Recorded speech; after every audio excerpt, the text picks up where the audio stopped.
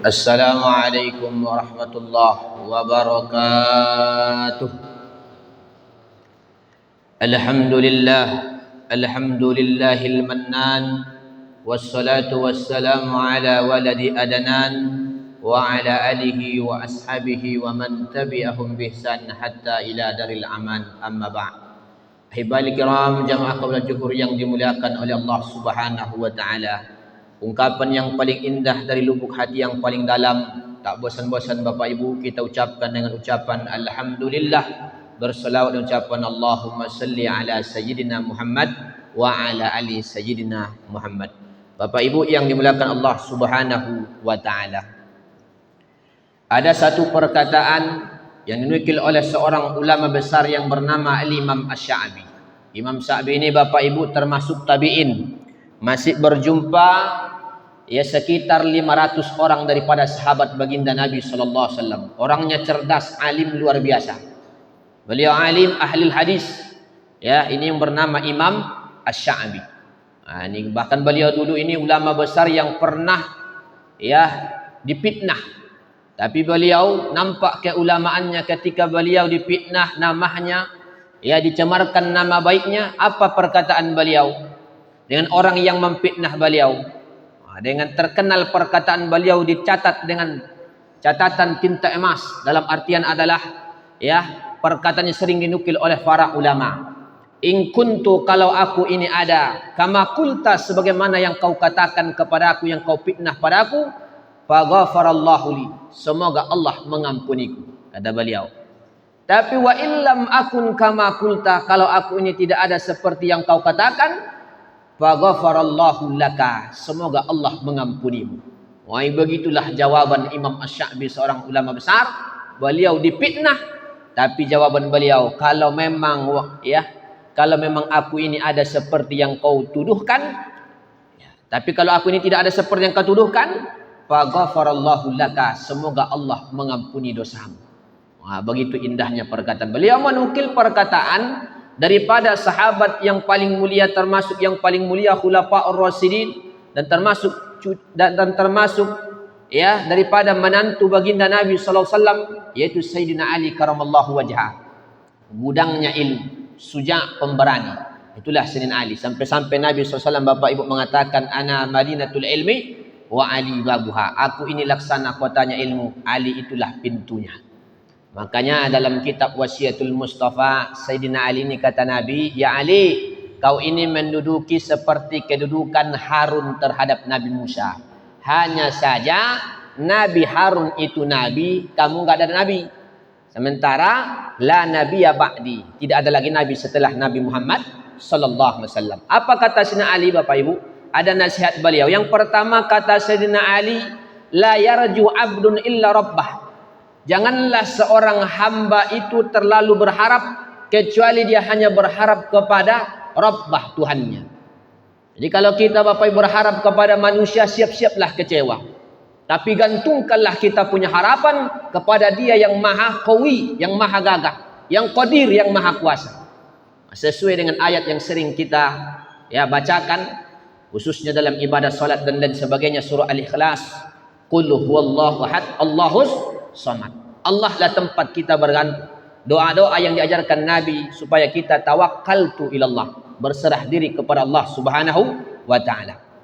Sesusah apapun kita, yang pertama faqdi hajataka wa tawakkal ilallah, serahkan kepada Allah, bergantunglah kepada Allah Subhanahu wa ta'ala. Maka kalau kita berharap kepada manusia, berapa lama lah minta tolong kita kepada manusia? Berapa lama? Kalau kita hanya tertumpu mungkin kepada kawan kita yang kaya, berapa lama lah dia kaya? Berapa lama lah dia hidup? Dan kita minta perlindungan.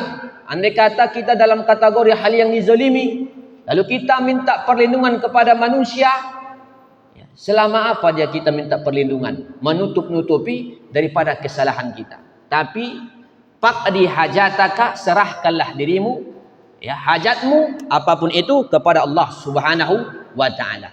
Makanya kata Imam Asy-Sya'bi juga Bapak Ibu, jangan pernah kamu i'tamid binafsik, jangan pernah kamu merasa sudah bisa berdiri sendiri.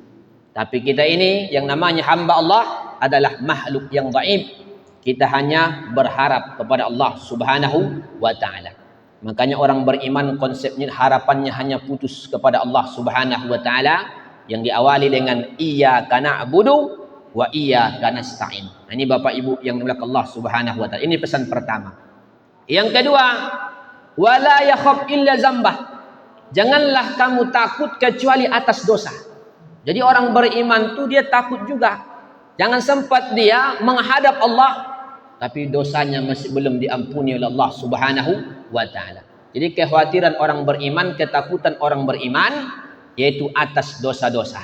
Makanya kita ini Bapak Ibu, wala tanzur, janganlah engkau pernah menyepelekan ila sigori zambi, terhadap kecilnya dosa.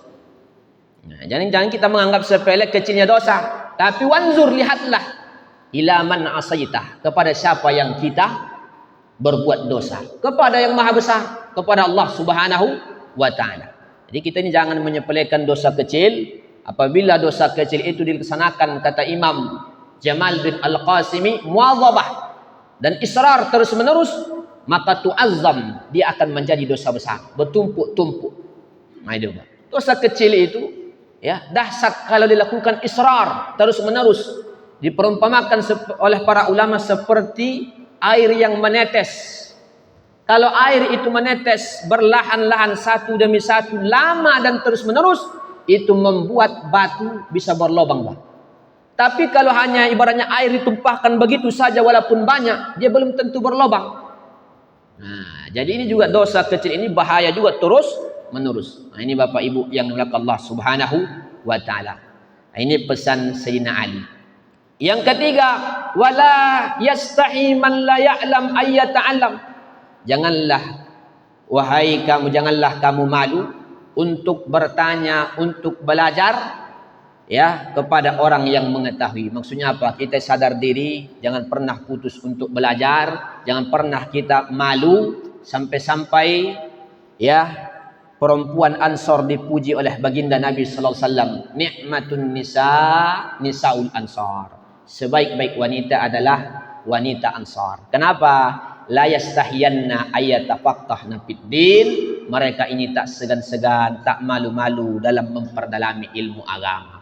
Selepel Imam Ahmad bin Hanbal Bapak Ibu, yang dalam kitab Tazkirah Al-Huffaz hafal 1 juta hadis. Alimnya kota Baghdad. Beliau ini didapati sering sekali hadir di majlis-majlis ilmu. Sampai beliau terkenal perkataan sampai sampai kapan engkau tatlubul ilmah? Sampai kapan kau ya syekh menuntut ilmu? Minal mihbar ilal mikbar, dari pena sampai kuburan. Ata'allamu al-ilma, saya belajar ilmin, atlubul ilma hatta adkhulu al-qabr. Saya akan menuntut ilmu sampai saya masuk ke kuburan. Begitu Imam Ahmad bin Hanbal. Sampai-sampai kadang Imam Ahmad bin Hanbal sering duduk di belakang tiang, padahal yang dia hadiri itu jauh di bawahnya ilmunya. Nah, jauh di bawahnya, karena bagi ahli ilmu itu walaupun 1000 kali berulang-ulang baginya penting. Baru dikatakan seorang ahli ilmu ya sama dia mendengarkan ilmu yang sudah baru pertama kali dia dengarkan, sama keadaannya walaupun dia sudah dengarkan 1000 kali itu ilmu. Nah, itulah orang yang cinta terhadap ilmu. Maka kita jangan malu-malu untuk belajar.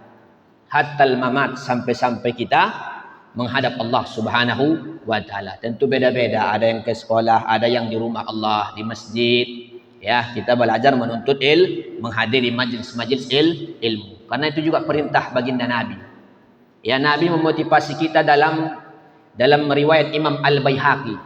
Kata Nabi SAW, utlubul ilma, tuntutlah ilmu walau kana bainahu wa bainaka nahrun minan nar.